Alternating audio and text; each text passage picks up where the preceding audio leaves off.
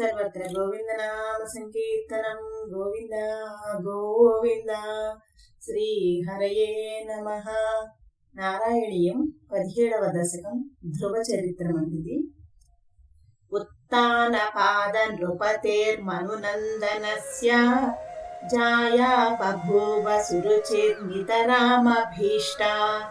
अन्यासु नीतिरिति भर्तुरनादृता सा त्वामेव नित्यमगतिः शरणं गताभूत्। अङ्के पितुः सुरुचिपुत्रकमुत्तमन्तं दृष्ट्वा ध्रुवः किल सुनीतिसुतोऽधिरोक्ष्यन्।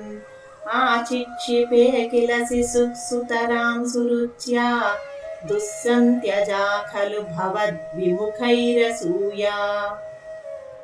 त्वन्मोहिते पितरि पश्यति दारवस्ये दोरं दुरक्ति निहतः सगतो निजाम्बाम्। सापि स्वकर्मगति सन्तरणाय पुंसां त्वत्पादमेव शरणं शिशवे शंसा। आकर्ण्यसोऽपि भवदर्चन निश्चितात्मा मानी निरेत्य नगरात् किल 5 वर्षः।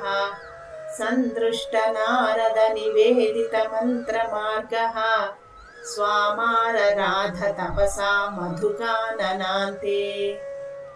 ताते विषण्ण हृदये नगरीं गतेन श्रीनारदेन परिसान्त्वित चित्तवृत्तौ।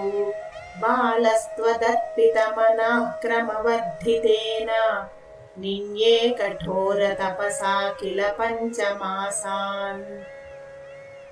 तावत् तपोबल निरुच्छ्वसिते दिगन्ते देवाधितस्त्वमुदयत् करुणार्थचेताः।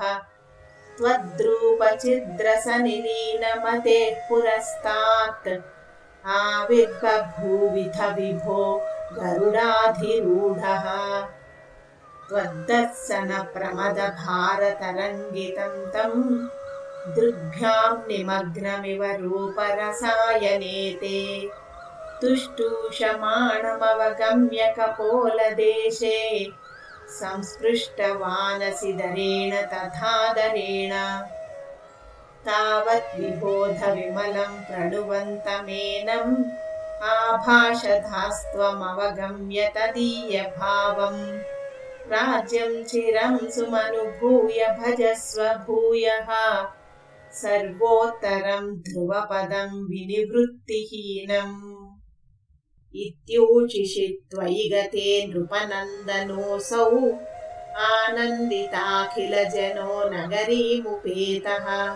प्रेमे चिरं भवदनुग्रहपूर्णकामः साते गते च वनमादृतराज्यभारः।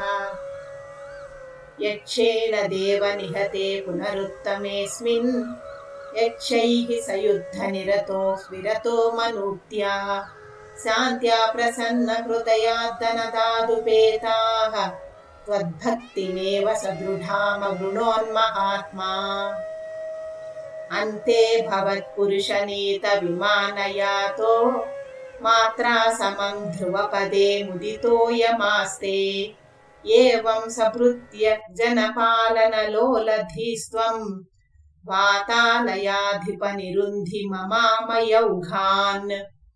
सर्वत्र गोविन्दनाम संकीर्तनं गोविन्द गोविन्द। श्रीहरये नमः।